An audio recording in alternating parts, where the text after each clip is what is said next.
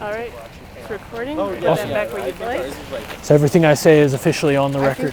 Soap opera #1 Pink Rock. Shout out to my man Jippy. You know what I'm saying? Shout out to my man Jippy, man. You know what I'm saying? I'm in the whip right now. And one love, kid. Peace. Hello, I'm back. Let's go. Yup, another episode. On September 15th, 2022, Fox News commentator and outspoken advocate of conservative politics, Tomi Lahren, spoke at the University of New Mexico. The progressive student body did not take this well and reacted with a protest to her and the event. These protests were met with strong police backlash that saw riot police and barricades enforced. A harrowing situation last night at the University of New Mexico where a violent mob tried to shut down our frequent guest and friend on the couch, Tomi Lahren. Watch as they try to storm the doors at the auditorium where she was speaking. Ammunition to make us look stupid, then what do you think they're going to do? So let's make sure we're not looking. Tomi, along with her dad and several members of the Turning Point USA campus chapter, had to barricade themselves in a kitchen for nearly an hour while campus police called in reinforcements from the local and state police. Despite this, Turning Point, a conservative student body organization, booked Ian Hayworth to also speak at campus to similar reactions from students. This second protest especially had a strong police response that resulted in injuries to demonstrators. Some saw the protest as an overreaction, that it was a breach of free speech. Others thought the event itself was inappropriate and offensive to students.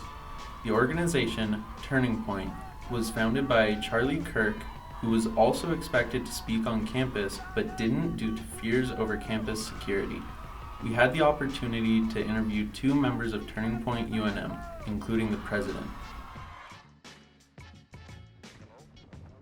Okay, my name is Erica Rodriguez and I am 21 years old. I'm a senior at UNM and I'll be graduating in the spring, and I'm the president of Turning Point USA at UNM.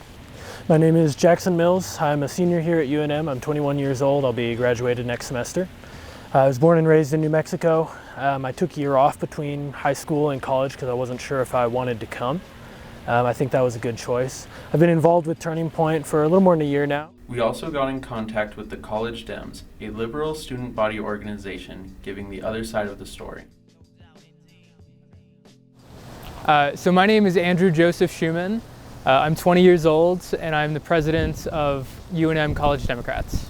Hi, my name is Soraya. I'm 19, currently a sophomore here at UNM. I'm involved with mainly El Centro de la Raza and the LGBTQ Resource Center. Turning Point USA is a student-based freedom organization, so we have chapters all over the country and we discuss issues about First Amendment, so free speech, Second Amendment, socialism versus capitalism, and just lots of other current event issues. No, absolutely. So we exist to provide an entry point for students to get involved with progressive politics both on and off of campus. And we hope through cultivating political action and through training students on how to lobby and communicate with their elected officials, we can build a more democratic society, not only on this campus, but in this city and in the state. At the LGBTQ Resource Center, I'm part of a club that we call AHAS, the Association for Joteria, Arts, Activism, and Scholarship. We are a queer Chicano activist group, and we kind of just serve queer Chicanos on campus and uplifting their voices. And then with El Centro de la Raza, I'm currently an undergrad research fellow under El Puente. The protests haven't necessarily been violent. They're rowdy, if anything. They're definitely not violent. And the riot cops at the last one definitely shook a lot of us up and were not needed at all. Like general campus safety, yeah, there needs to be some work done. Recently, I live on campus, and recently we've been getting emails of like shootings happening, but we don't get those emails until a day or two after the fact, and it feels kind of redundant. And there's like, if you're not going to do anything in the moment, then what for send out the email? I think it's really tragic that other students can't let our organization do our meetings and do our events without threatening us and without running our speakers off of campus. I think it's really telling of what's actually going on this campus when people feel that they have not only just a right but an obligation to make sure that my events don't happen. I think that it speaks to sort of an inability of the current administration to provide for student safety. And as a result, I think that student orgs like UNM Dems and our affiliates and students all across campus, even if they aren't affiliated with an org, ought to band together and sort of demand that, that safety, be a priority for the administration and for the university going forward.